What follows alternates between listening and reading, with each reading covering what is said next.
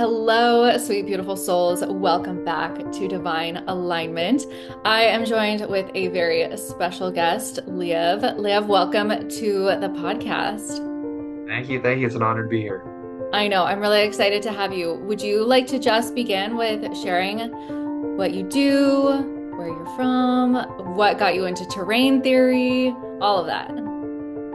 Sure. Yeah. So I grew up in a small little island off Canada. We were just talking about it a little bit, Prince Edward Island, and I always had this dream of being a dental surgeon for some reason when I was young.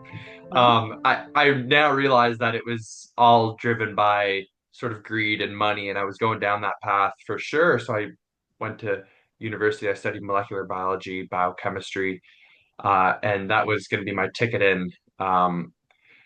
About halfway through my degree, I had quite a big change of heart.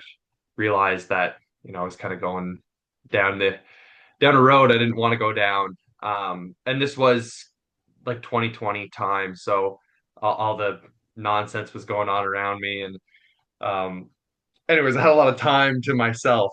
So funny enough, I ended up fishing lobster commercially, so I had this, a lot of time on my hand after work because I would just be up at like 4 in the morning, work till noon, and then I'd be exhausted, get up, do the same thing next day. So I would just sit and I would research. I was dissatisfied with the response to the whole COVID approach, the way that the government was doing. I was dissatisfied with it, and I initially thought that it was made in a lab and they released this virus onto the people, and I don't believe that at all anymore. I don't think there's any scientific evidence for that, which we might talk a little bit about today. um, so I just spent a lot of time researching and digging, and in my study I stumbled upon Dr. Andrew Kaufman. He was really one of the first that I discovered this whole concept of the terrain theory as I understood it at the time. And I remember going down on a video he published that was quotes refuting germ theory or something along the lines of that. It was against germ theory essentially. And I went down and I commented on the video and said, we understand the molecular pathways of which microbes cause disease. And I went and named all the biochemistry and all that stuff. And because I was, quite in depth at this point in my degree, and I did finish my undergrad. Um, but he just so calmly sent me to another video, right? And I just from there, it started to unfold more and more, that the entire germ theory was completely false, right? There were no foundational papers to support it. There were no contagion studies that were successful to prove the germ theory. They all falsified the germ theory, and this was really my endeavor, was trying to initially I tried to disprove the terrain theory and try to prove the germ theory correct. And in doing so, I ended up falsifying the germ theory. And so I pressed a lot of my professors on this and tried to get them to read papers, and they outright refused. Could print out a paper and they wouldn't read it, like an original contagion experiment, like the Rosnow studies, or maybe the gonorrhea, syphilis studies in Guatemala, and you name it. They would refuse it. And I remember my genetics professor. I asked one day when we were getting a lecture on PCR, the COVID test, and they were like, "Yeah, it's a study would never get published if you use PCR above a 33 cycle threshold." Um, and I had read the CDC document saying that they were running COVID tests at like 45. So I asked my professor, I'm like, why is there this discrepancy? And I was just name called, ridiculed, kind of made to be embarrassed in front of the class. And, it is what it is. I didn't really, wasn't too bothered by it, but they really pushed me out of academia, right? So that's really where my journey started, where I could email Dr. Kaufman and receive a list of studies to go and read, a list of literature to go in to dive into, and any questions he would answer.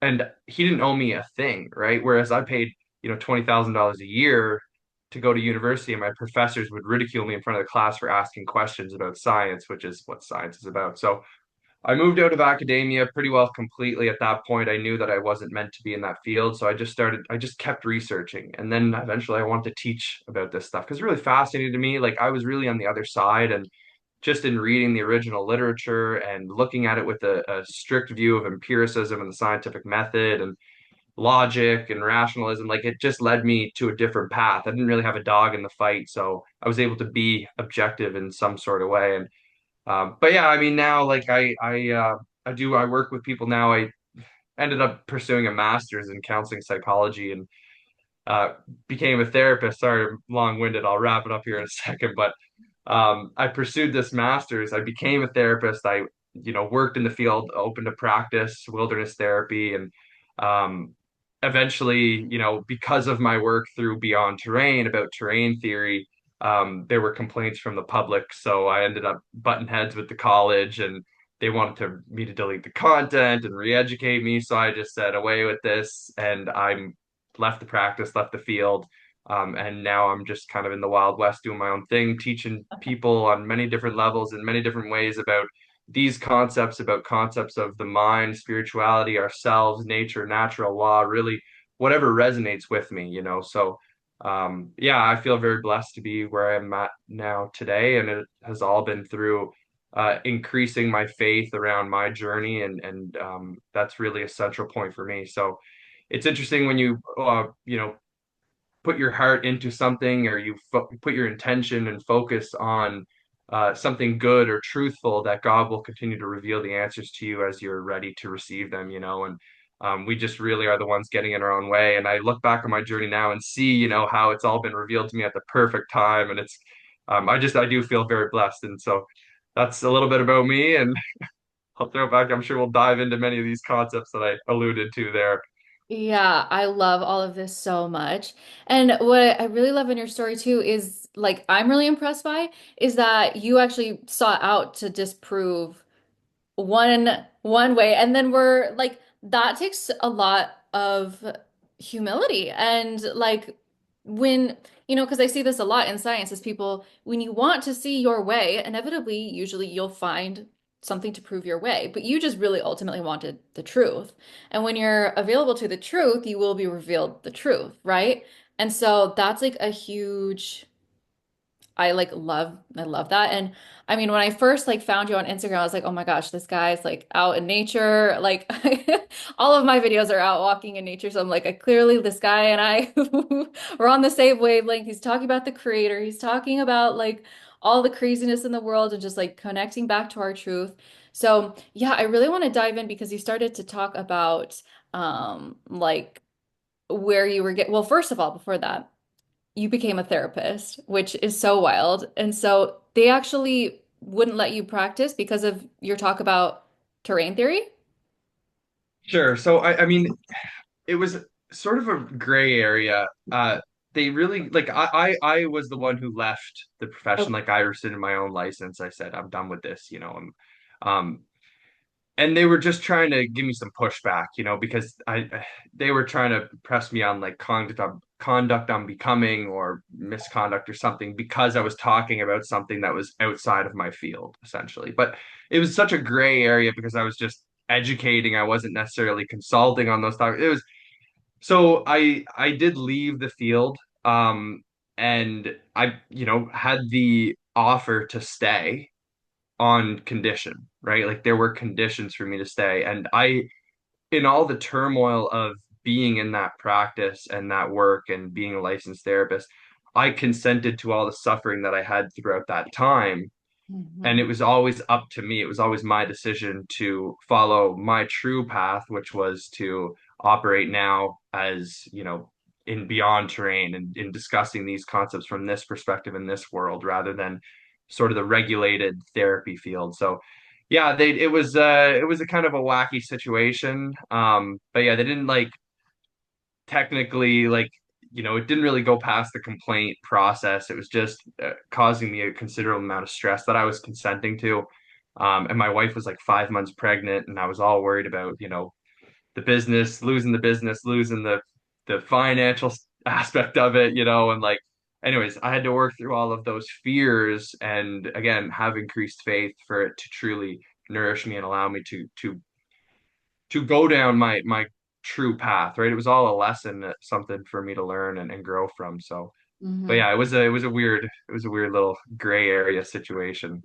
That is wild. Yeah, I find that whenever you kind of bump up against the powers that be and their ways of doing things. So it feels like Powers that were. Yes, yes, good point. Yes. So for just people who are new Yes. to germ theory, terrain theory, will you just give like a brief Yes. rundown of them?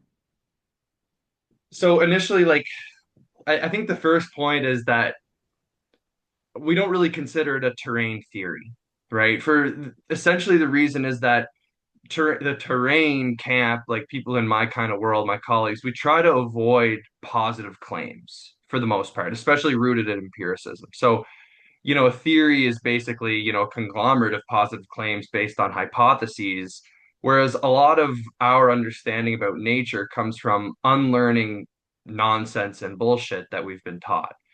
So, like the first, major, concept or theory that, the terrain theory was against was the germ theory, right? Which makes the positive claim that germs cause disease, right? And specific germs cause specific diseases. And so essentially within the falsification of that, right, which is how, Karl Popper at least explained empiricism, that you actually can't use the scientific method to prove a positive claim. You can only disprove things or falsify hypotheses. So when you do a paper or an experiment and you say, okay, well, germs cause disease, right? Or this germ, tuberculosis causes, or the tuberculosis germ causes the tuberculosis disease, right? That's like a positive claim. And that's one of the original ones that Robert Koch originally worked on, and Louis Pasteur, and all of these old germ theorists that you'd learn about in, intro to bio or microbiology. And so you go back and, many people discuss Koch's postulates, which are a logical set of postulates that state that the germ must be present at the site of disease. You should be able to isolate said germ from the individual, put it back into a healthy individual, and it should cause the same disease, right? A pretty logical set of events that would support the positive claim, not necessarily prove it, but it would point we're on the right track, essentially. Now, when you go back and you read Koch's papers or Pasteur or any of the old germ theory literature, if you introduce a germ into a healthy person, it never causes disease. There are probably about 1,000 papers that we have found in kind of the terrain world at this point that support this claim, from things like gonorrhea, syphilis, tuberculosis, even alleged viruses, which I'll touch on in a moment, but polio, HIV, all of these things they've tried. It's never occurred that a healthy individual, animal, human, has been ill due to the presence of a bacteria, virus, parasite, fungus, or anything. The only time you can produce disease in these papers, and this is where we get kind of confused, is when you add a toxicity or an unnatural transmission route, right? Mhm. So take polio, for example. How did they prove polio virus, which, you know, assuming that it exists in the first place? How do we know that polio virus caused polio? Well, we took monkeys and we injected a conglomerate of chemicals with the alleged polio virus in it into their brains, and they developed, inflammation of the brain and paralysis. So we said, there you go, polio is caused by the polio virus. But all of these confounding variables being one, the unnatural transmission route, an injection into the brain, as well as what's in these concoctions, like what are we giving people? One a big one in parasites, like cryptosporidium, is often given alongside a saline solution. So you drink salt water and you can get an upset tummy. So how do you know it was the cryptosporidium in the first place, right? Like these are the confounding variables. There's always some sense of toxicity that's actually causing the symptoms. But if there's no toxicity and it's just the germ, 100% of the time, there is no illness produced. Mm. So that's a really important point within the whole germ theory or parasitology or fungus world, right? That there's never been an introduction of a organism to a healthy organism to cause disease. It requires toxicity, which is kind of what the terrain camp would argue as a positive claim, being that toxicity is a root cause of disease. Now, I do state that toxicity and deficiencies are causes of disease, but I approach that statement based on pure logic and rationalism, toxicity meaning excess and deficiency meaning lack thereof. And so they're just different spectrums of not being in homeostasis. So it's rather than it being a claim based in empiricism, it's one based in rationalism. So just to highlight that. Another big part of the terrain, and there's a whole other things like we claim that genetics don't cause disease, right? Because it's the same thing. You can have the gene and it can cause disease or not cause disease. We claim that antibodies don't cause disease, that they're non-specific, right? All the literature suggests that antibodies are non-specific, which makes all of the tests faulty. We claim, the sun, anything natural really is not out to get you, is not out to cause disease. So the other big, when people hear terrain theory, one, it's germs don't cause disease and it's viruses don't exist, right? So those are the two major claims. This is not a new claim. This is actually an old claim. Back in the 70s, there were the original dissidents in the HIV days. People might be familiar with Kerry Mullis, the inventor of PCR. He claimed that HIV didn't cause AIDS. He claimed that so did Peter Duesberg, but they all asserted that a virus existed, right? And the old dissidents back in that day claim that there is no evidence to state that a virus actually exists in nature, that they're a byproduct, an artifact of the laboratory.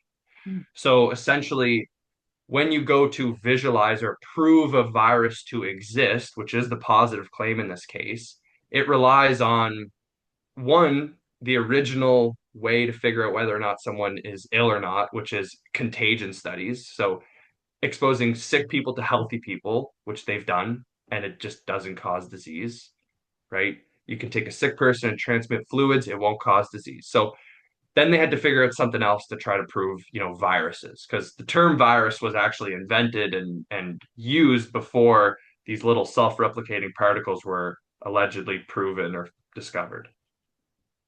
So because they couldn't prove disease transmission or presence using, an actually decent scientific method, they had to go into the laboratory and do cell culture, right? So now you take a cell culture and you add all of these chemicals in it, like pH indicators, balancers, anti-fungals, antibiotics, and you also have like a bovine serum or some sort of kidney cells. Usually it's Vero cells, which are monkey kidney cells. And then you add the alleged virus to it. And when you add the virus to it, the cells die, right? There are little holes in the cell culture, and that's just called cell death or cytopathic effects. Um, and when these little holes show up, they say, "Oh, look, the virus caused this disease. It killed these cells." Now, what the virologists don't say in their papers, but this has been discussed by many virologists like Stefan Lanka, who is from the no virus position. So many virologists have left the field because of this problem, is that when you see cytopathic effects, these little holes in the cell culture, virologists starve the cell culture. Mm. And when you starve the cell culture, even if there's no virus added to the cell culture, it creates the same little holes, right? It creates the same cytopathic effects. Right? This is well admitted in the virology literature as well, that more than just viruses can cause cytopathic effects. So again, the virus has nothing to do with it. So then they go, okay, well, no, let's prove that there's a virus. Let's take a picture of it. So they use electron microscopy, which you must stain with heavy metals, freeze it, dehydrate it, rehydrate it with a synthetic gel, slice it very thin, and then blast it with electrons, and you get an image that's black and white and all blurry and fuzzy of an alleged virus. Now, the problems with this is that if you take a picture of a cell culture that never had a virus in it, you can observe viral particles, right? And they call these viral-like particles in the literature, even if there's no virus present. So again, there's like never been a virus. There's never been one isolated. This is the only ways that they use it. So then on top of this, electron microscopy is a method that goes uncontrolled because you have to stain it with heavy metals, dehydrate it, rehydrate with synthetic gel, and blah. All of these things don't go controlled because you have to do this to do an electron microscopy or micrograph, right? So Then they use PCR or antibodies. And then they go, oh, well, look, we tested positive with the antibodies or the PCR. And essentially, like without getting into too much details, and there's tons of info out there. If you want to dive deeper on these topics, I have tons, my colleagues have tons. The main problem is that there's never a starting point, right? There's never a here's the virus. It's just, okay, well, we know PCR works because electron microscopy, and we know electron microscopy because of cell culture, and cell culture because of antibodies, and antibodies because of PCR, and it ends up just being one big circle. And there's never a starting point. And there's never actually a way to distinguish whether or not these little particles are self-replicating disease-causing agents. So the claim, the positive claim, is just pulled out of a hat, right? And there's no use of the scientific method because we don't control for all the variables. We don't do proper mock infections because when you do, you realize that it's actually the methods that cause the results, which is a confounding variable. It's never actually a virus. So that's really where we come from, as concisely as I can put it, why we don't believe in a virus, right? I'll leave you with that because I know there's a lot to digest. I know it's a lot of information, but I try to bring it high level while also giving a little bit of depth because there is quite a science behind this, right? Like it's like when we look at the literature and we read the methods, rather than just abstracts and discussions, you get a very different picture of what's going on in science.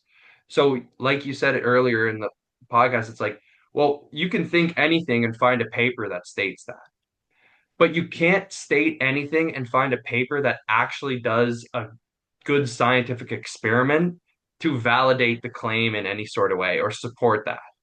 Like the methods and the discussion are two very different worlds. And essentially, what we try to focus on is the methods section to assess the scientific method in virology, in germ theory, in all of these different fields, parasitology, gene theory, even the concepts of DNA, vitamins, all of these isolated chemicals, they're all laboratory artifacts, right? We're not in the realm of life science, we're in the realm of death science. Like we're studying dead things, we're studying roadkill to try to understand the habitats of raccoons, right? It's just a really weird way about going to try to conduct science, if that makes sense.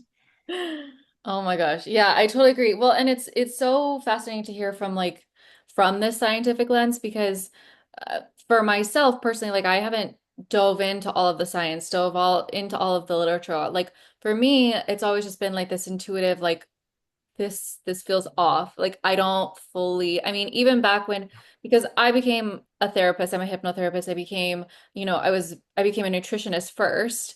And I was getting so confused because I was like learning about these things that like when I was applying them to myself, they weren't working. Like it wasn't adding up, right? And so I was like, there's something more than just like what we're being taught. And so for me, like I haven't dove into all of it. So it's really fascinating for me to hear all of this because especially then when 2020 came and like everyone's just blindly trusting and blindly like thinking that this virus is hopping all over and that like people in so much fear. And I was like genuinely like, am I in a movie? Like what is happening here? Because like to me, it was so clear. Like I was like, no, like we don't have anything to worry about. Like, and so that for me was like a huge wake up call of like, okay, people are either going to blindly trust or like they're gonna begin to question. And the people who began to question began to get into like this is, I think, from my perspective and perception is really when people started diving into these alternative ways of like, oh, maybe like because this is kind of when I saw the big shift. So I'm curious because you did allude to this, like what then is your theory around all of this? Like what was happening? Around like Yeah. the COVID thing. Yeah, I mean, like, here's the thing. I mean, I think it's an assumption to state that more people died in 2020, 2021, 2022 than an average year. I think there is, I don't know if that's true, right? Like, I don't know, like, I kind of like, some people say, oh, it must have been the 5G. Some people say it was Yeah. just mass hysteria and fear and all psychosomatic. And some people say it was, roll out of this, roll out of that, this chemical, that chemical. People make tons of positive claims. Now some people say it's the vaccine and it's the this and that. And again, that's kind of like where we're like, we can't. in good faith now make a positive claim because then we just go back into the old allopathic way of thinking, which is why in the terrain world we kind of call it a paradigm shift, right? Like when Thomas Kuhn discussed the structure of scientific revolutions, this is a shift in the complete understanding and approach to understanding the natural world, our bodies, ourselves, right? So, I mean, listen, there's a combination of it all. Like we know that the tests were faulty, right? PCR tests are pretty much a random test because it's not just cycle threshold, it goes deeper than that. Even in the way that you set up the machine, there's nuance that goes that we don't talk about in papers or lab, in like lab reports to say, oh, here's how you run a PCR test. Like you can set up the machine and cancel out a certain amount of noise. This isn't in the methods, right? It's like standard procedure, which again confounds the use of this methodology completely. So the test was completely faulty. Then you had the antibody test, which is just a non-specific test, right? So anybody that was sick was testing positive, and with PCR, it was just a pretty much random positive. So I do think that in part there was just the mass hysteria. Like I do think that kind of resonates most with me because fear is always their playbook and fear is your consent. Like when you fear, you are consenting to that, right? So that's why the answer truly is to like the terrain is cool because it understands nature in a way where there is no fear, right? Like the concept of a parasite does not exist in nature, right? That is a projection that we place onto nature. There is nothing that is taking without giving in some way, right? So actually, the bulk of my work in the last few years has been largely centered around why parasites don't exist and why there's no such thing as a parasitic relationship. Because it's Yeah. the like I could have thought that, the college was parasitizing me, that they were just taking and not providing any value to me, but that would have me I would have been doing a disservice to God and my spiritual journey because it was the best thing that's ever happened to me, right? Like the parasites, quote unquote parasites, I'll use it just for lack of better terms at the moment. Anytime there is a so-called parasite in your presence, it is an opportunity for you to grow and learn, right? So it's the same when there's fear. This is just it's a blessing for you to be able to overcome the fear and to have more faith. Like all of these things that we perceive as bad, all of our quote unquote trauma, I don't believe in that either, right? Mm. There's no such thing as trauma, like in natural law. There's no such thing as a victim in natural law, right? All of these, as difficult, as uncomfortable, as, whatever word you want to use to describe it as it may seem, there is a reason for it, right? And so, again, the terrain just understands nature in this way, right? Modern science basically is too focused in the laboratory and looking down the microscope that they're ignoring the forest for the trees. So the terrain is really cool because it doesn't we don't go back there, right? It's a complete departure from allopathy, from this kind of death cult science where we study dead things and try to understand life. So there's always, like it's like, oh, okay, like another question I get asked all the time is, well, if germs don't cause disease, why does it seem like there's contagion, right? Like, why do I get sick and my family all of a sudden gets sick after, you know? It's like, okay, like again, like to make and assert a positive claim, my first axiom, I suppose, logically speaking, would be that health is always individual. And so it would be important to look at the qualitative assessment of that situation to figure out what's happening, right? Rather than trying to extrapolate some sort of general, oh, it was bioresonance, or oh, it was shared toxicity, or there was this in the environment, or it was EMFs, or it was this, that, whatever, right? But again, those are like generally the areas that we would look. Like yawning is contagious, right? Obesity is contagious. Depression is contagious. Women's menstrual cycles sync up when they are together. They sync up with the moon. You know what I mean? So it's like this concept of bioresonance, for lack of better terms, is very apparent and present in our lives. So when we get sick and our, sibling gets sick or parent gets sick, but there's also like this deeper, kind of observation that I've been having. It's like, yeah, but like mom and dad never get sick at the same time. Why is it always mom gets sick and then dad gets sick, right? Germs don't care when people get sick, but it's never at the same time. It's always like, yeah, dad gets sick, so mom's taking care of business, and then mom gets sick and dad take care of business. It's like really like beautiful the way that this happens. And when we view sickness and from the terrain lens, that it's the body achieving homeostasis, it's getting something out, right? We're detoxifying, rejuvenating our systems, right? The fever, the cough, the rash, the whatever it may be, it's our body healing itself. The symptoms are the healing.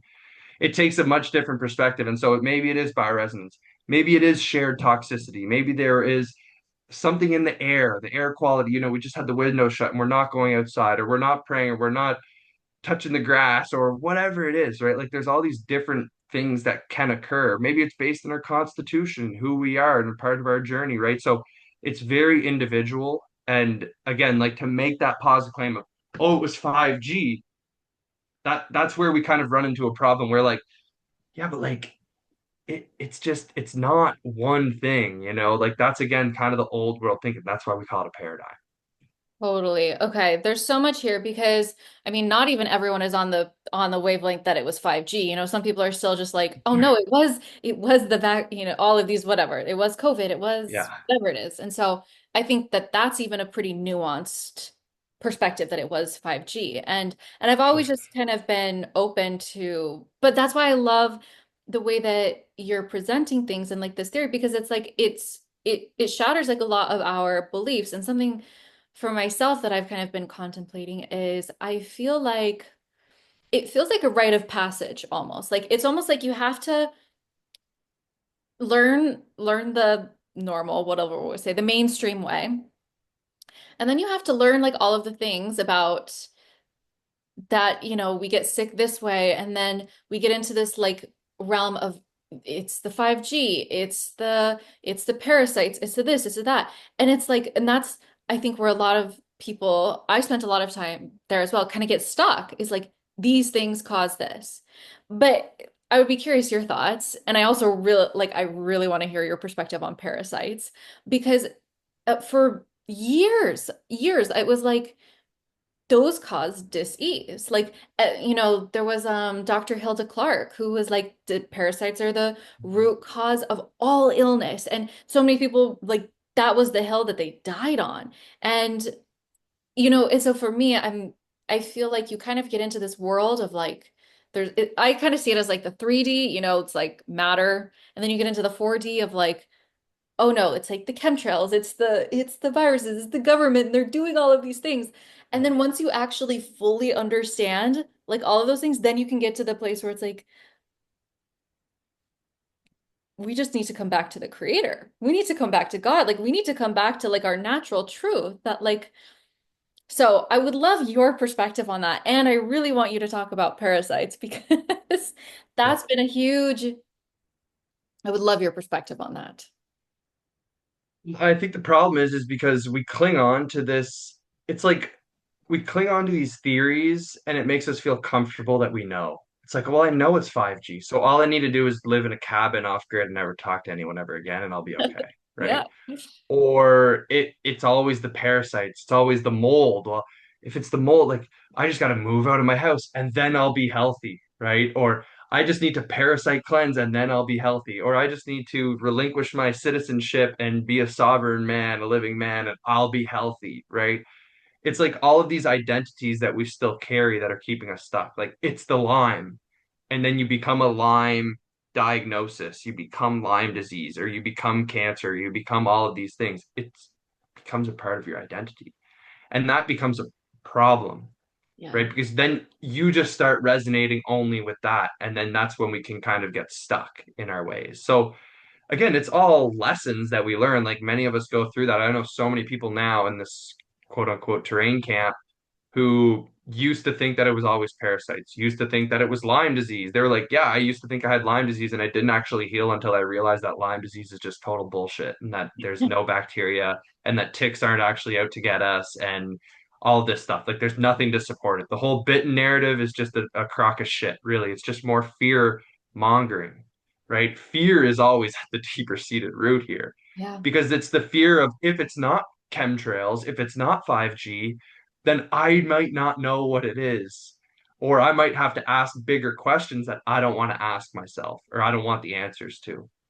Right. So Yeah, I think that's where we kind of hold on to this stuff. And I think a lot of us get trapped in this idea that it's the government, it's the elites, right? It's all of these entities, this group of people, right? It's them. If we just get rid of them, then I'll be healthy. And we make these contracts with ourselves, right? It's like, if this, then I'll be healthy. It's like, no, no, no, no. We have to realize our wholeness first, right? Realize the peace within first. Realize that health is within us and we just have to find it. We don't have to force it. We have to allow it to come out, right? Like that's how we actually end up getting to this healed state. So many people are stuck in the healing because they consistently view themselves as broken, as needing healing. I know Yeah. people who've tried everything. Name a modality. I know someone who's tried that and every other one that you could name. Body works, herbs, traditional Chinese medicine, Ayurvedic perspectives, ancestral, this, that, every diet across the sun, and still feel dysregulated, still feel stuck, still have persistent little symptoms here and there. It's that belief, that identity that they're clinging on to, that somehow they're still not whole, or that there needs something external to allow them to finally be healed, right? But that you have to kind of consent to that in a way, right? Because you're still consenting to the idea that you're broken, right? And so if the concept of a parasite exists in nature, it means that there are victims Mhm. because a parasite just is attacks an unsuspecting host, right? And there's no such like victim consciousness is what holds us back. There's no such thing as victims or parasites. That's all just perceptions that we put onto the world. So even something like government, because I think a lot of us get stuck here. The elites, the government, this specific group of people is out to get us. It's like, no, no, they still require your consent.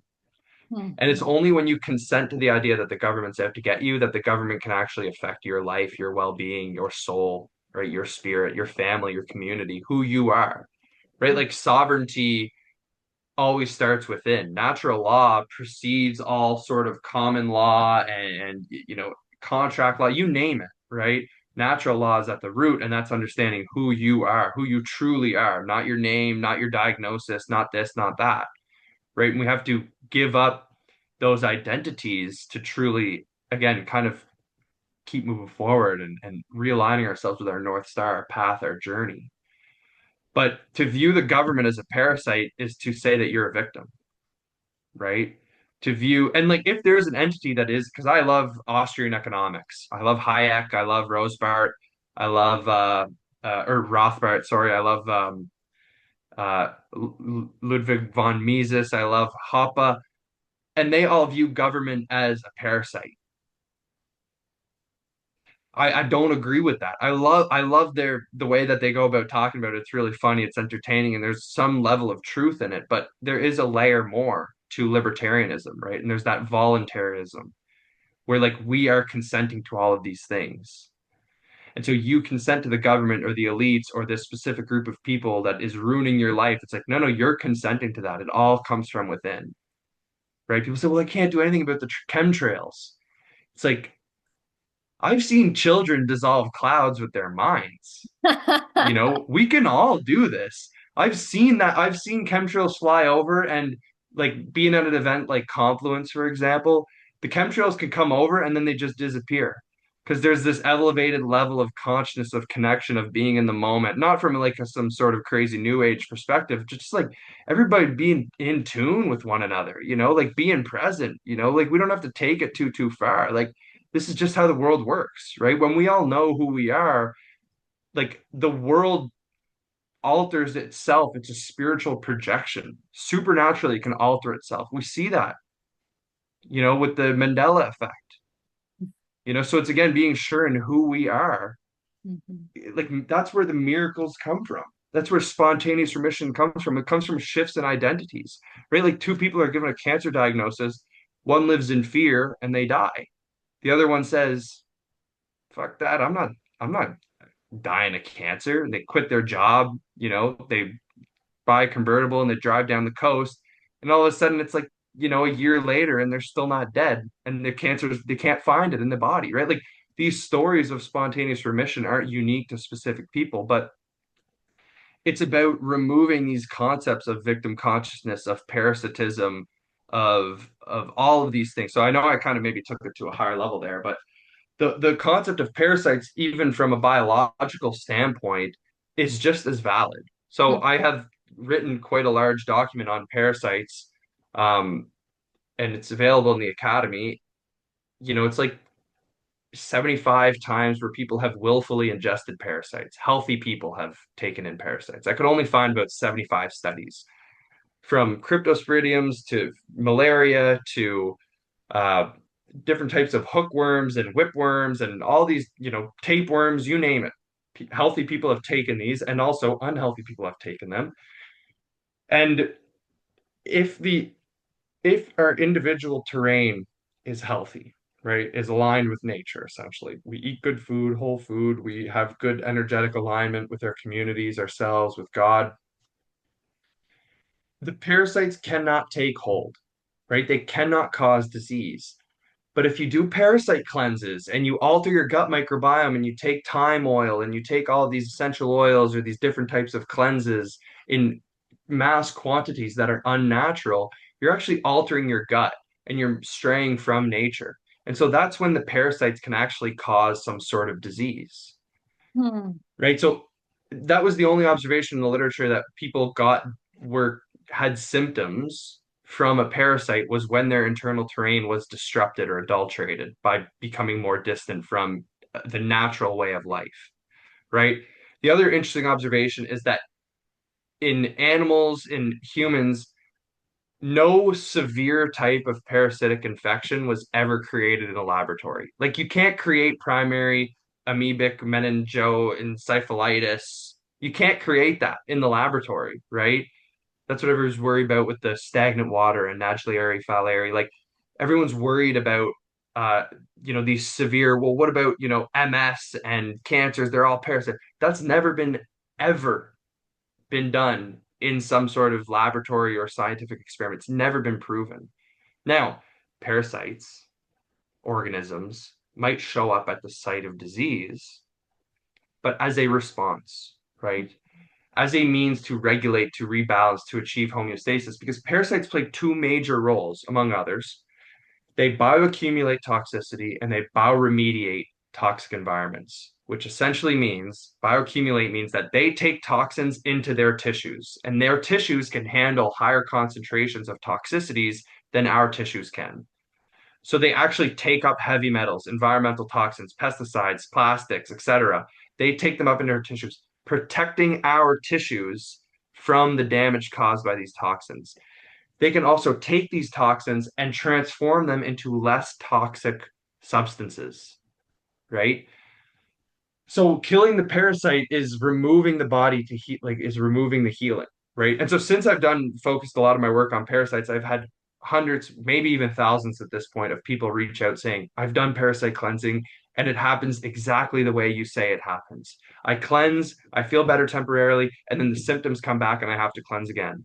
Right? That's why the cleansing market, what a great world to be in financially, because you're just cyclically selling people parasite cleanses over and over and over and over and over again, and it's never ending. And at one point, eventually, through the concepts of homotoxicology, disease moves around the body when it's not allowed to express, Hmm. right? So 99% of the natural healing world and pretty much all of the modern healing world is translocating disease. We're just suppressing the symptom and it's moving the disease around the body, right? We're not actually concerned with transformation. And shout out to my boy Tommy Hughes for that. Hmm. Phenomenal traditional Chinese doctor. He taught me those concepts. I understood them, but he named them for me. And that was really powerful because we don't just want to move disease around. Now there's a time and a place to suppress. Like I'm not anti anything, right? And that's I think an important point for me to make right now. Like there's a time and a place for everything, right? Like if my uncle is in sepsis, I'm not just going to tell him not to take antibiotics because like he's not living the life that is aligned with avoiding antibiotics, right? He's drinking, he's smoking, he's eating McDonald's, he's suppressing all of his emotions and not learning lessons, and he doesn't have a relationship with God or nature at all, right? Like there's a time and a place for everything depending on our terrain, on what we're destined to do in this moment. So even in the natural world, like there's a time and a place for a cleanse, for a protocol, like so that's just the point that I want to make, right? I'm not anti anything, but I'm not pro everyone doing interventions constantly because I think most of the time it's just keeping people stuck in this state of healing, and healing literally means you are still diseased. And most of us need to just transcend that belief and identity about ourselves and move into being healed, right? Realizing that we're already whole, that there's nothing outside of ourselves, there's no cleanse that can actually cleanse our soul, Mm, right? That's a decision, and that's something that we have to realize that we have to relearn from within. totally. That's so powerful what you just shared because I see, I mean, like a lot of my journey and a lot of my clients' journeys and I think that a challenging part of that is like, back to what you're sharing about it requires us to not be a victim. And there's like a part of us that's easier because then it's like it's not my fault, right? It's someone else. That was it. Yeah. Yeah. And that's like so much of what we're taught. And I can so relate. I did so many parasite cleanses, so many parasite cleanses. And yeah, they helped. And then, of course, within like a few weeks or months, is like, oh my gosh, I feel like I need to do it again. Like, and so then you just get on this cycle, this hamster wheel. And it never actually. So, two things. I'm curious then, like, what is your perspective? Like, I think you said your uncle with the sepsis. Like, why? I mean, I have my thoughts, but I'm curious to, like, what are your thoughts about why someone contracts this then? And then what do you recommend that they do? All healing requires a true decision to heal. Mm-hmm. Like I spent, you know, prior to kind of my epiphany in the sort of, maybe mental world, I'd felt dysregulated for a long time. And I'm not a fan of the term dysregulated, but I felt that way. I don't think it's a scientific term. But I felt that way. I felt irritable, I felt angry, I felt whatever. And I studied so much of psychology that I ended up becoming a therapist. And so I did it. I did the EMDR, I did the brain spotting, I did the, mindfulness meditation, the somatic expression, the nervous system regulation. I did it all. And again, it was kind of like parasite cleansing, where it was just kind of like band-aid after band-aid after band-aid after band-aid.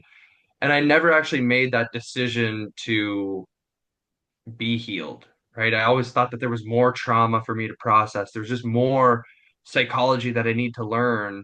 And once I intellectualize or analyze my history more, I'll have more understanding and wisdom. But clarity and wisdom doesn't come from more analysis or more intellectualization. It comes from the opposite. And it was only in my decision to let go of consenting to the college regulating my life to this idea that I'm somehow not good enough, right? That I'm not enough, that I'm not whole, right? Like I had to actually wake up and make that decision. So again, it's like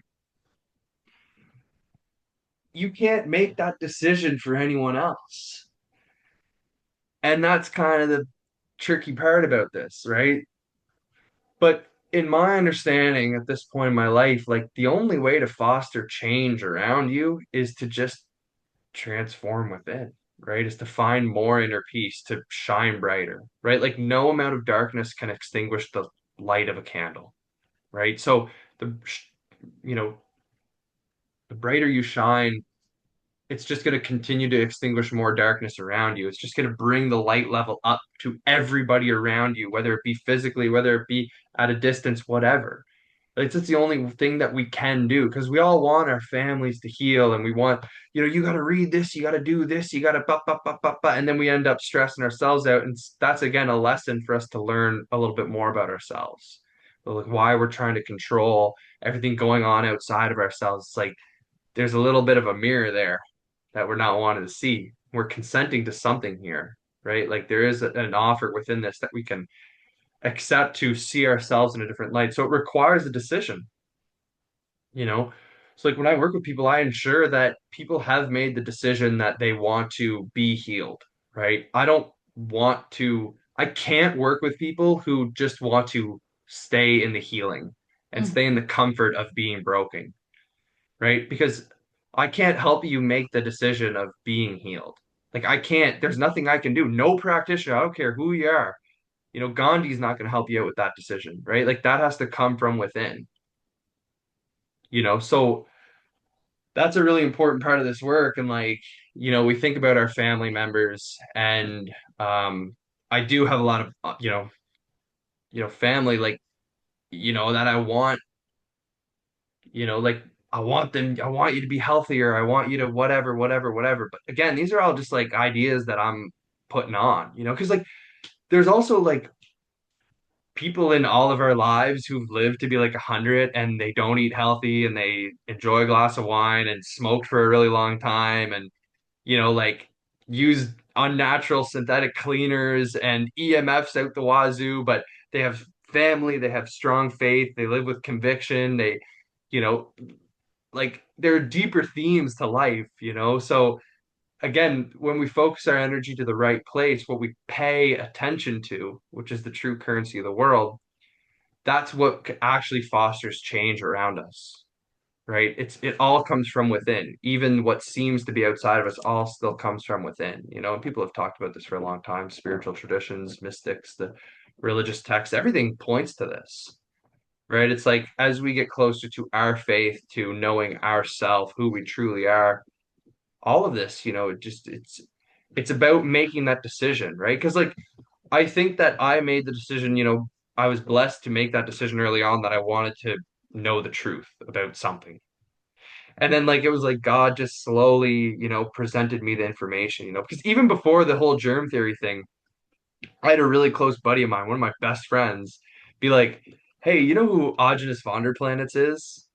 And I was like, nah, man, I don't know nothing about that. And I ignored it. And Agenus was one of the OGs really in this world of like, it's not the germs, it's not the parasites, it's not the fungus. Like he knew. And that information was presented to me before I actually understood the germ theory stuff. Because then it was like 2020, I was with all my buddies. I was like, yeah, man, germs and viruses and da da da da da. And he was like, dude, I literally told you about Agenus like 2 years ago. You know what I mean? So like, I just wasn't ready Yeah. for that level of information at that time, but it always presents itself perfectly to you in every moment. So I think I probably went off track a little bit there because I don't remember the question, but I hope that kind of answered what you were looking for. Yeah, well, just like about what your perspective too is on like then like why people do contract certain things. Like what Oh, is sure. their spirit, like is there a deeper spiritual lesson or learning or soul growth, like then what or disconnection from the creator? Like what do you see it as? Sure. Well, I mean, there's always a layer of metaphysical reasoning to disease, right? So, like the way that I like to sum disease up is its distance from the creator in Hmm. some way, which could even just be that, you never go outside and you never see the sun, and so you're distant from the creator through being distant from creation, right? And you're not tuning into source inside. You know what I mean? Like Yeah. I think there's always a layer of that. But then there's also the layer of like, because essentially, like, I guess the way that I understand it in my study and what I've been taught at this point is where there's energetic stagnation, that's where toxicity builds up. And like the greater our stagnation spiritually, like the bigger the log in the river, the more debris is going to collect behind that log, Hmm. right? If it's just a small little tree and there's only a little bit of debris, you just get, it's always relative. The reaction's always relative. But again, if you just constantly suppress throughout your entire life, like always suppressing all types of illness, we can see disease develop that way, right? So is there like one way that I would say, you know, all disease is caused? Like, I think it's always important to just look at the physical and metaphysical reasons, right? The accumulation of toxicity and lack of support through deficiencies, as well as the areas of stagnation in your life, right? Like those are the two pillars that we want to dive into when we go to learning about why is disease persisting in my life, Hmm. so it requires an individual exploration and a Yeah. decision to like again we consent to the healing or being healed, we also consent to the disease, so it requires understanding both, taking a good hard look at yourself, you know? So everyone goes through things for very specific reasons. And I mean, like again, God works in very mysterious ways, you know, like people will be like, "Oh, well, what about all the children in Africa that are suffering or you know, all the children, you know, around the world who are suffering?" It's like I heard some really, really amazing stories recently about how, you know, our animals, our dogs, cats, horses, otherwise, all animals, and even our children are like little mirrors of us. And sometimes God sends us these little angels to teach us specific lessons. And it's still our projection to view what they go through as suffering. So I heard this beautiful story about this lady up in Alberta. And she was living in Alberta. She had this cat stumble upon her property one day. It was winter. It gets real cold in Alberta, like minus 40 Celsius. It's like a nice winter day. And the cat, all four paws had frozen. Mm.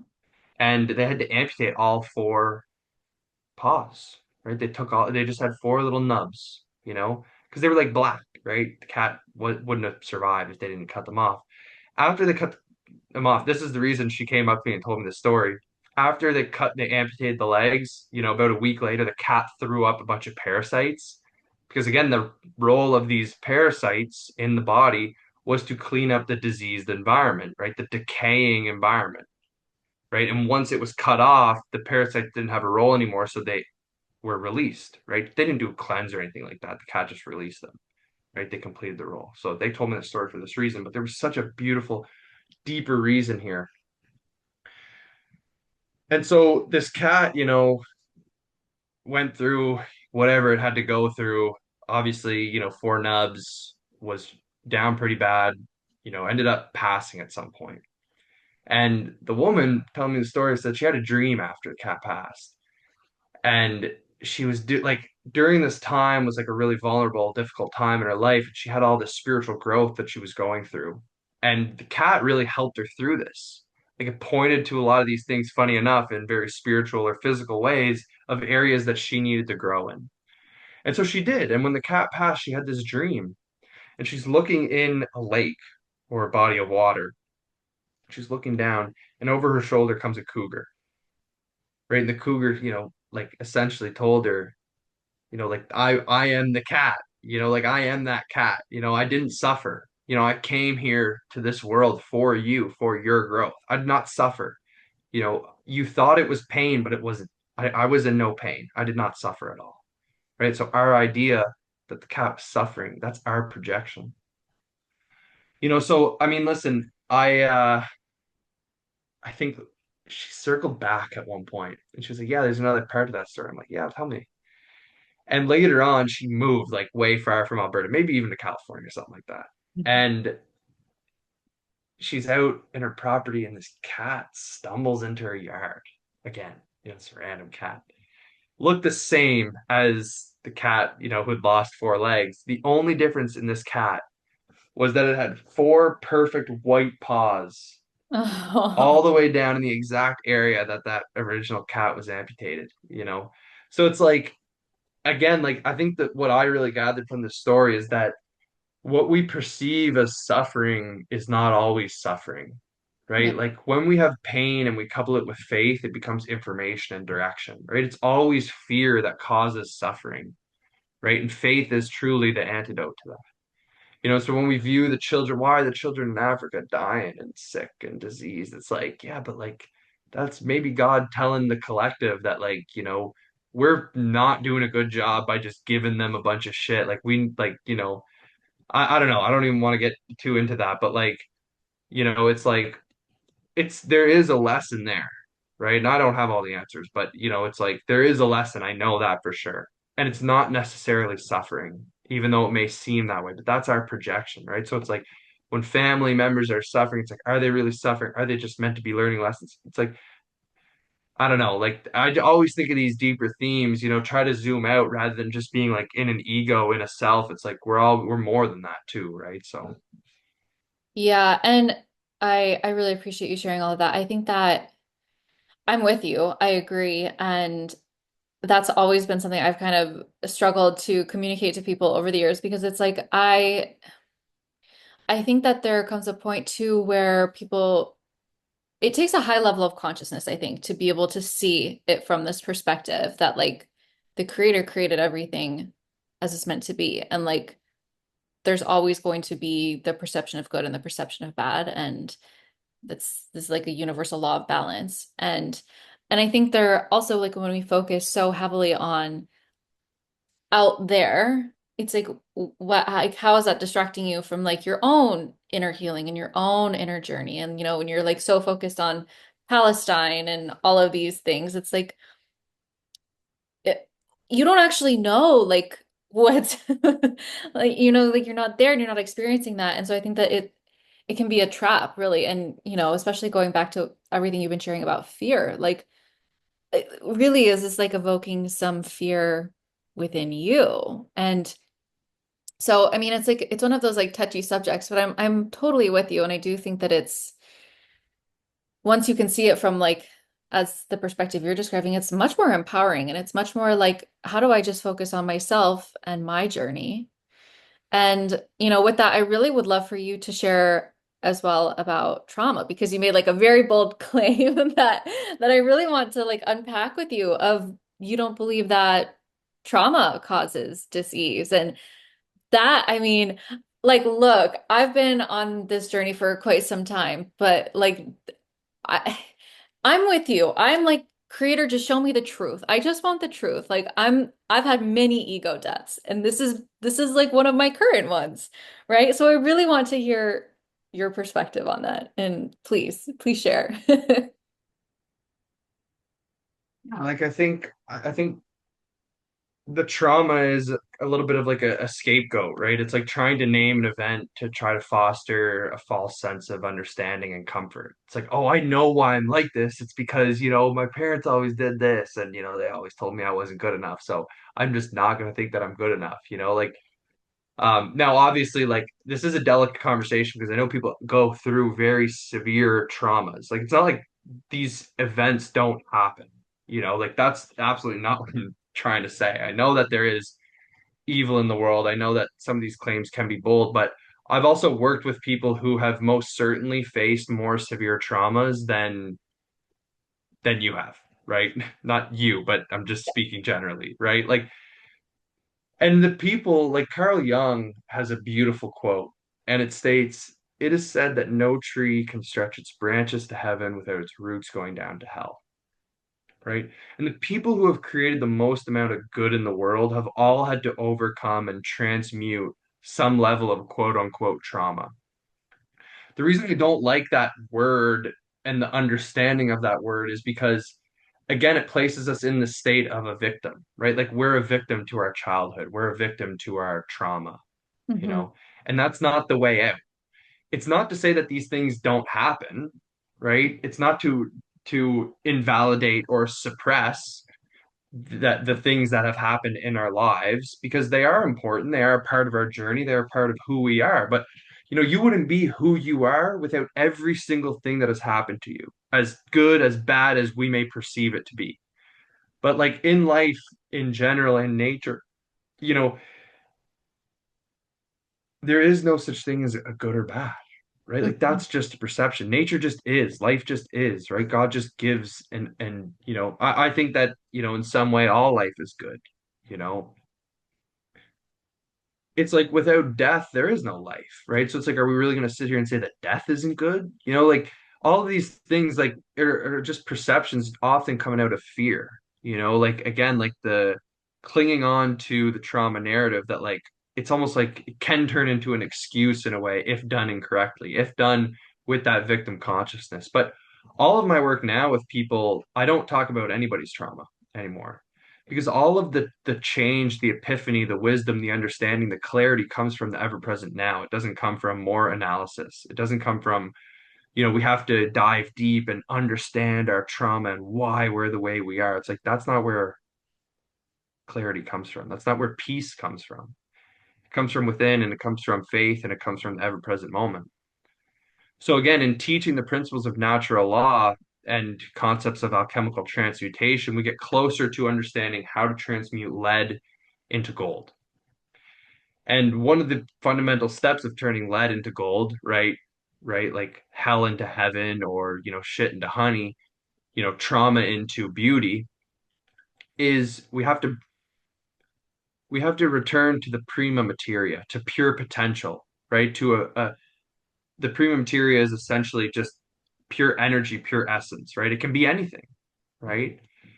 And that's in the ever-present moment, right? We're pure potential, right? You can't predict the next thought that's going to come into your head. You can't predict the next thing that's going to happen to you.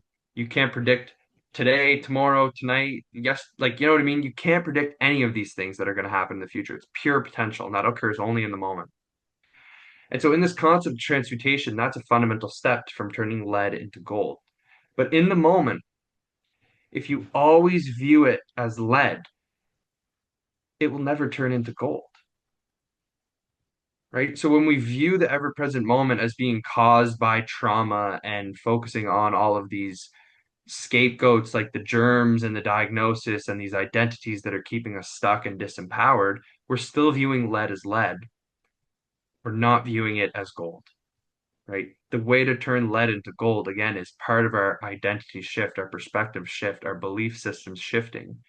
And that occurs in the ever-present moment, the pure potential, right? It cannot occur by analyzing the lead deeper to understand what lead is on a deeper level. It just doesn't work that way, right? Mhm. So again, like it comes back to, I guess, a more spiritual truth that pain doesn't exist with faith, right?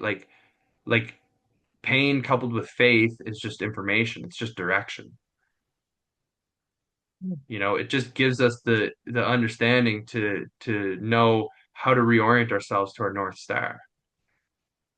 Yeah, so that's really where the gold lies, right? That's how we transmute every little moment, every little part of our day. And like, listen, like I'm not like some guru or nothing like that. Like I don't have like, I'm not like, I don't not have negative thoughts or whatever. Like shit creeps in all the time, right? But the point of this is that within our sovereignty, within our being, we always can return to this state. Like we can always return to this transmutation. It's a practice, you get better but it's natural that things that you have experienced or you currently experience come to your mind, your thoughts. But again, thoughts are just thoughts. They're nothing more, right? They might be able to adequately describe reality, maybe not. Maybe they're just lies. I would say most thoughts are lies, right? So again, it's like a trauma, if anything, is just a thought carried through time. It's an uncomfortable memory, right? So like and I guess like another part of this is like I don't think water has memory, right? I think water can readily react at any moment, right? Like when we think of Veda Austin's work or Masaru Emoto or Eileen McCusick, I don't think that the water holds on to things. Like I don't think that that's like our bodies are mostly water, so it holds on to trauma. Our fascia holds on. It's like no, it responds perfectly to the moment. Same as our nervous system. Like our nervous system doesn't get dysregulated. That means that our nervous system is broken, right? The only time you could ever say that is if you have a severe neurotoxin, right? If you're poisoned and you're neurologically ill due to a severe neurotoxin. Otherwise, there's no such thing as dysregulation because your nervous system's not broken. It's just perfectly responding to the moment, right? Your internal and external terrain, which is in a way your identity, your belief system. And if your belief system is always one that's disempowered, or the belief that you're the way you are because of all of your trauma and that's just the way it is, and you're never going to be good enough, or you're not good enough, or et cetera, whatever example you want to insert here, it's the constant belief in that shapes the water of the body. It's not a memory, right? That's still a consent. That's still you consenting to that identity, to that belief system that's keeping you disempowered and stuck. Mhm. Right. So I believe in the power of water. Trust me, I understand the intention and the power that it has. But when you take a bunch of cage raised eggs and you place a pasture raised egg in the middle and you photograph the albumin, right, the waters of the egg, and you see that all the eggs around that one that was pasture raised shift their Mhm. structure to being a more beautiful pattern, right? There's no amount of darkness that can extinguish the flame. So the answer is always to focus on the flame and to shine brighter rather than to focus on the darkness, Mhm. right? Because again, what you pay attention to is what's going to manifest. So I've done it. I mean, I've spent more time studying my trauma, so much so that I became a therapist. Yeah. And it did not do any good. It wasn't until I literally left the field that this epiphany really came over me, right? Because I was clinging on to it. That I almost shifted my entire career and life on this belief that must have been the trauma and this belief that I wasn't good enough, right? Like that's where that was leading me. And again, that's part of the more spiritual journey of like why things happen in life, right? They happen for us. They don't happen to us, right? Like I'll tell you one more story. I met a guy at Confluence. Confluence is a great event. I always like to shout it out when I can because Alex Zach's a great guy. Met a guy at Confluence. He had a rough upbringing. He was tatted down, neck down, real hard looking guy. And he was like sitting by the pond. There was a beautiful magnesium pond. Go for a swim because it was hot. It was in Texas. And this guy's sitting there and he's looking real hard. And I go, "Hey, how you doing, man?" We start talking, whatever. He starts telling me, "Yeah, dude, had a tough life. Like, all this stuff." He starts telling me about his life. Brutal. Did a bunch of drugs, sold a bunch of drugs, ended up going to jail, you know, real tough upbringing, you know, saw a lot of shit, a lot of quote unquote trauma. And he told me, when he was in jail, he like asked God, he's like, "Man," he's like, "why did I need to do all the drugs? Why am I selling drugs? Why am I doing all this in the first place?" And God just laughed and he goes, "Dude, I'm so happy you asked. I'm so happy you finally asked." He just never asked the question. He never wanted to hear the answer. And he did. When he did, he heard the answer. He turned his entire life around. And when he turned 60, he had a boy, right? And the guy was like 65, I think something like that. And he was running around the event playing soccer with his son. They had such a cool relationship together. He was showing up, he was present, he was like it was such a beautiful thing to see, you know. But that guy, is a prime example of a guy who could have let his trauma he could have just, kept going the way he was, right? But it wasn't until he asked the question, right? And just allowed God into his life, allowed the journey to truly transpire. Mhm. I think of my wife's grandmother, when she was like in her 20s, she had four boys, and her husband dropped dead of like a brain aneurysm.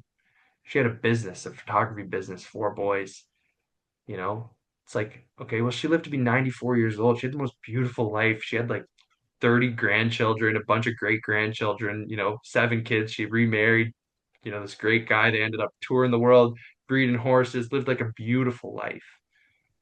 Lived to 94. She walked. She moved her body every day till the day she died, the day before or the week before she passed. She called her entire family. It was like the most beautiful thing. It's like, okay, so, four kids and your husband drops dead is not supposed to be a trauma, but it was a decision. You could let that get you down. There was many roads that she could have consented to in that time, but she, if anything, was definitely strong in her will and her way. And that was not going to be her way to let them take the kids, to let the business fail. Like she did it, she chose life, she chose love, she chose faith, so that's really where the gold is. Yeah. Gosh, I love that. So good. That's so good and such a powerful story and such a powerful example that it really is how we choose how we choose to view things. So I'm curious then too, like because a lot of the people that I work with and I'm sure that you work with and see are people who have tried everything. Like they've tried everything and they've gone to all of the doctors that you've named and all of the practices and protocols. So, but they're still unhealthy, unwell. Like what do you then say to these people who are still experiencing, whatever it is, like gut issues or pain or like whatever it is? How do you approach people like this? I mean, listen, they've all been done a disservice, right? Because again, 99.9% of the field, one, they don't understand the principles of natural healing, Hmm. right? They don't understand docere, doctor as teacher. They don't understand first do no harm because they're just going to push parasite cleanses and protocols and interventions without any understanding of the body. They're going to use faulty tests to create lies about our body, like our gut is in dysbiosis, or you have these pain markers or inflammation or parasites or mold or this or that or whatever. All these scapegoats that don't point to the root cause. They've been given standardized care. They've been treated like diagnoses, right? So the terrain approach is a complete departure from all of that. It's like, I don't care what you've been diagnosed with. That means absolutely nothing to me, right? I want to know what you've experienced, right? Or what you are experiencing now, right? And then again, this principle of docere, right? Doctor is teacher, and I'm no doctor, obviously, but like, that's the nature of the work is education, right? So education isn't always about learning more. It's about unlearning nonsense and lies and relearning or remembering our empowerment, right? Our sovereignty. That's what education is truly about in this field. And so a lot of the time I have people who are like, yeah, yeah, but my GI labs or my, gene tests, right? They say I have this MTHFR gene that, I can't detox properly. I need their B vitamins. I need their methylated B vitamins, or I'm not going to be. It's like, no, no. It's like, that's pharmacy.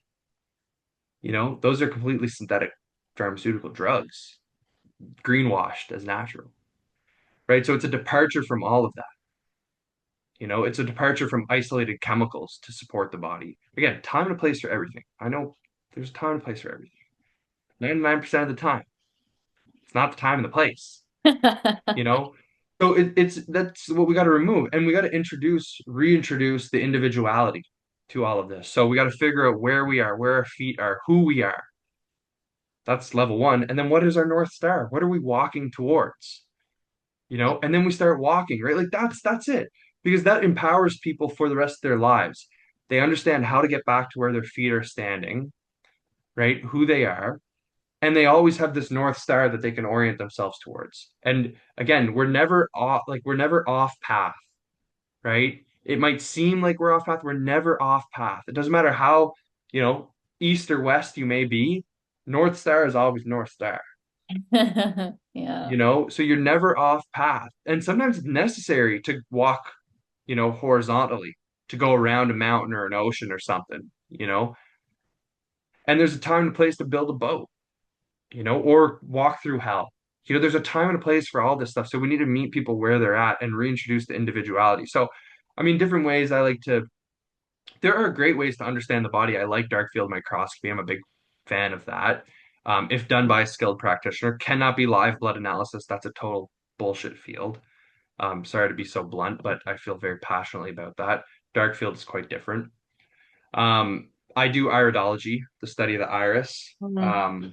Been studying that quite a bit. It's the end of the nervous system. It's a complete representation of the body in real time. So I do like that. I mean, there are a ton of different modalities that might be helpful as long as they're telling an empowering story. So iridology done incorrectly, like I have a really beautiful mentor who's taught me phenomenally.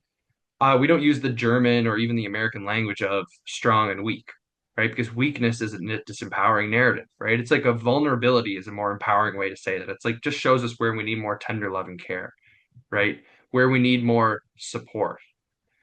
So it's how these things are told to us, right? The whole point is to unlearn lies about our body and remember empowerment.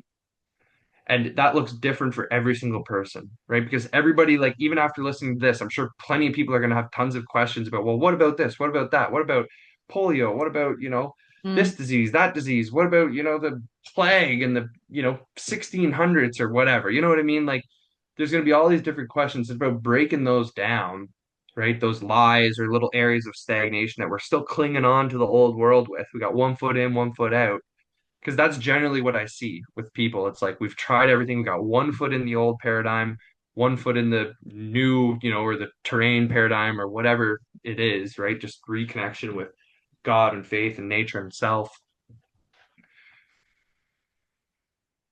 And again, it's like it's gonna look different for everybody, right? And that's what is like it just the entire modern system, both allopathic and alternative, is very much centered around standardization and diagnosis and faulty testing and we lack individuality. We lack treating the individual like whole integrated being, right? One, we ignore the physical and only do the metaphysical, or we ignore the metaphysical and only do the physical, right? It's like we can't do that, right? It's true return to holism, right? Can't be doing harm. We have to understand, we have to support, right? When we support, the body is allowed to heal. We don't force healing. Again, a lot of this stuff is done by force. But I guess, yeah, like in the identity side of things, it's like figuring out what part are we still clinging on to? Because there's always little fears and victim consciousness that we all have. I have them, everybody has them. And we're still clinging on to them a little because it's comfortable. So we have to figure out how to break those down because they're connected to lies. They're connected to fear.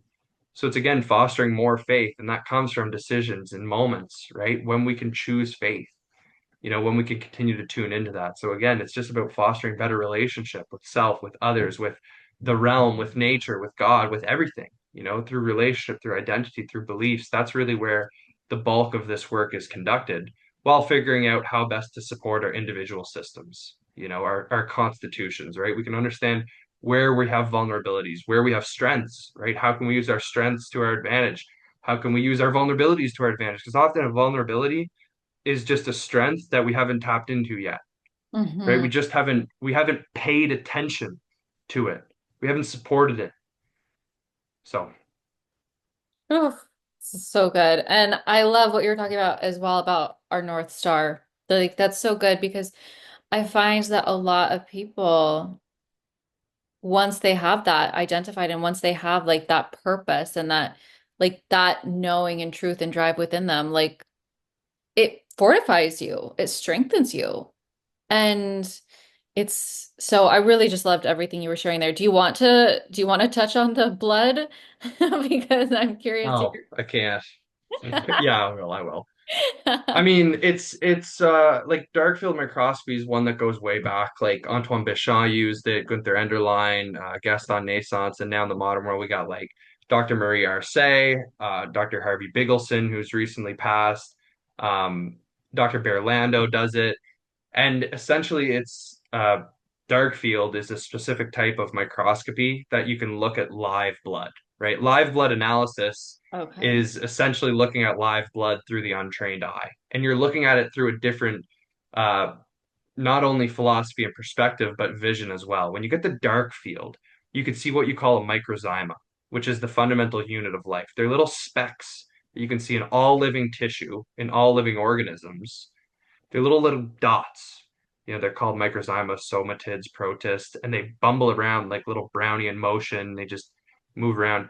And when you observe the live blood, these microzymas can actually change shape and form, right? And so this developed into the concept of pleomorphism. Gaston Naissance, Gunther Enderlein again, Antoine Béchamp, who's really the godfather of terrain. And you can see under the microscope, there's videos of this online. You can see these microzymas or bacteria change shape and form in relation to their environment. Hmm. And so this is a layer of information and wisdom about the body and living tissue that's missed, one, when you kill it, but two, in live blood when they're looking at things in the blood. So live blood analysis will tell you that there are graphene oxides and there are all these, hydrocells and all these different toxins in your blood, and they'll tell you there's mold or whatever. That's all lies. It's all nonsense, right? The blood is holographic. You can see holograms in the blood which do tell us valuable information about organs, about emotions, about whatever it may be.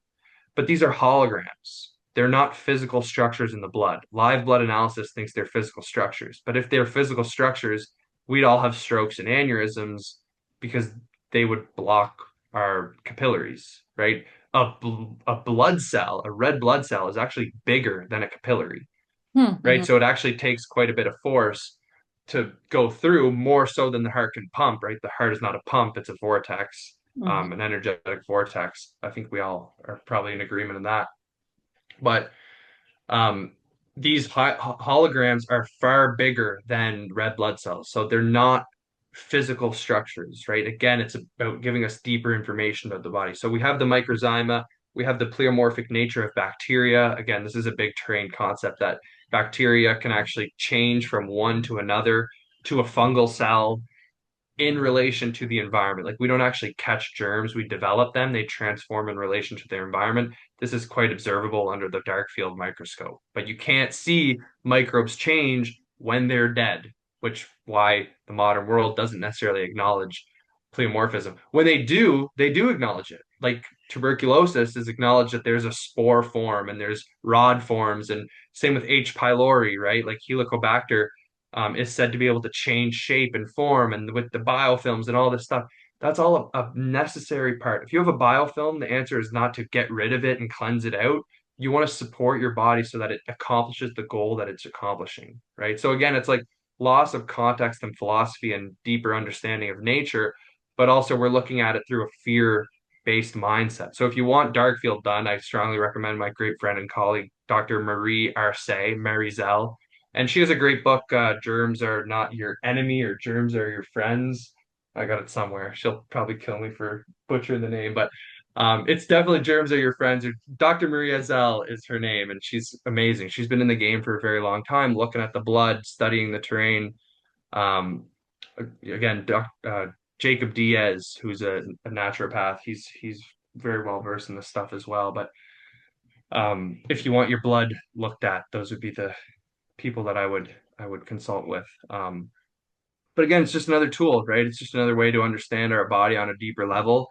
And the more important part about a way, like I would trust them to do maybe a muscle testing or something like that too, or iridology. But again, if you go and see a German iridologist and they're going to tell you how weak you are, that's a disempowering narrative. So the practitioner that you engage with, or the medicine that you engage with, or the test that you engage with, it's more the relationship is more important than what you're actually engaging with. Like I always say, like the relationship with your medicine is more important than the medicine itself. Because again, people heal using all sorts of different things, and it's based on their relationship, how it resonates. So, like when I work with people, I have a call to make sure that there's resonance between you and I and the philosophy, right? Like that's my goal, because if there's no resonance, we're wasting our time here, and I'm not really interested in wasting my time, so and I'm not sure we're wasting other people's time, like so there needs to be resonance, so there's other people out there, but as always, if it's telling a disempowering story, it will keep you stuck and disempowered, right? Like, well, you have to look at your hair mineral analysis. You just have all of this, toxins in your hair and thus your body. It's like, okay, but we're still playing on a major assumption that there's a standardized process of how toxins are removed through the hair. How do you know that the hair actually correlates perfectly to a specific organ? Or which organ is it, right? Where is the vulnerability truly? So there's all these assumptions in the testing world for the most part. So I don't employ tests at all. I've never ever seen someone test their way to health. There's a time and a place for testing. I can understand that, but no one has ever tested their way to a state of wholeness, of health, of well-being. And so again, it's the relationship that we carry that's the most important. Time and place for everything, but again, these deeper themes are far more important in my opinion. Oof, yeah. I totally agree. I totally agree. And it's just like it goes completely against a lot of what we were taught. And so it really is like a relearning. It's a total relearning. And I like that you said it's a remembering. And that's, I would just like employ everyone who's listening, like you have to take what feels true for you, but like my barometer for truth is like it feels like remembering. It doesn't feel like something I have to go out and learn or like try really hard to like figure out. Like it's a remembering. Like does this feel like truth to me? So, everyone's at different stages too, right? Like maybe some people are listening to this, like maybe you get here, like, because I do think like everything you're sharing, and I don't think you even realize it, like it's a very high level of consciousness to be able to view the world this way. You can't just go from like, I don't, maybe, but I think it would be quite a jump to go from victim to of everything to like, oh no, I see God's perfection in it all.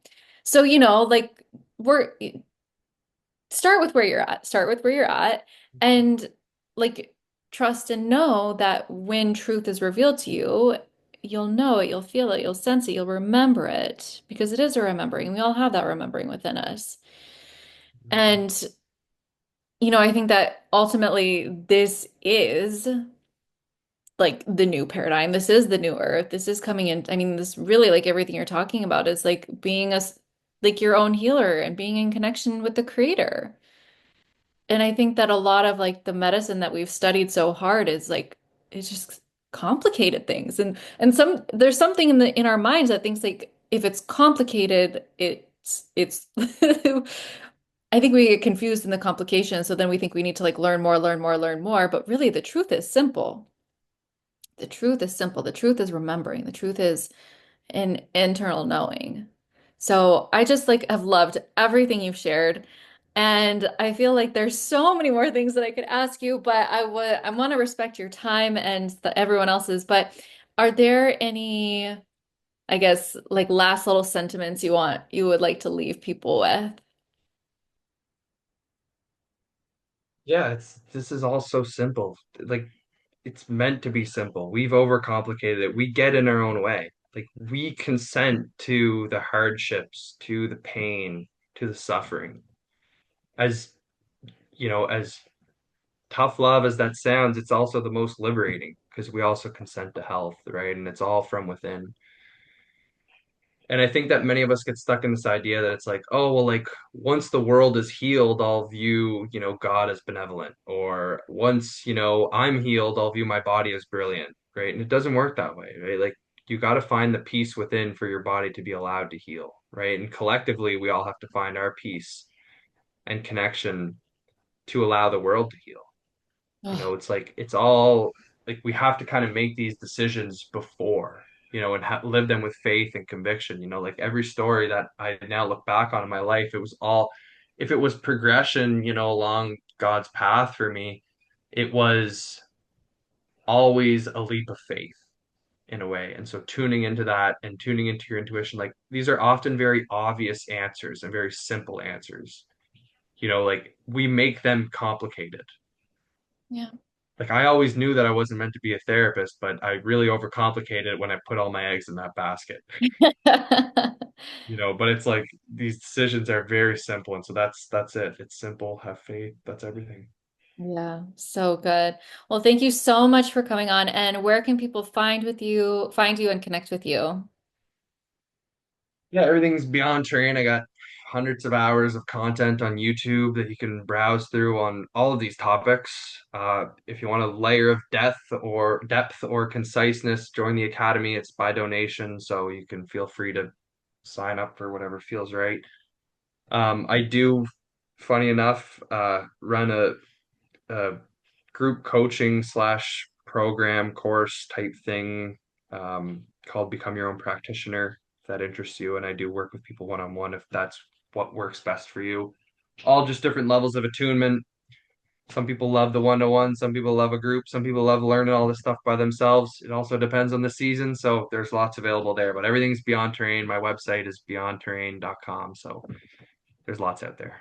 Perfect. Well, we will link all of that in the show notes. And thank you so much for coming on. Thank you for sharing your wisdom. I'm really excited for people to receive this and hear this. Like, this is just, it feels like such a breath of fresh air. I know for myself, once I started learning about this. So I'm really excited for people to hear this wisdom and really ultimately just like this coming home to truth, right? And their natural rhythm and natural law and like how the creator created things to come into harmony and homeostasis. So thank you so much. We'll link everything below. And with that, I'm just sending you all infinite love and light.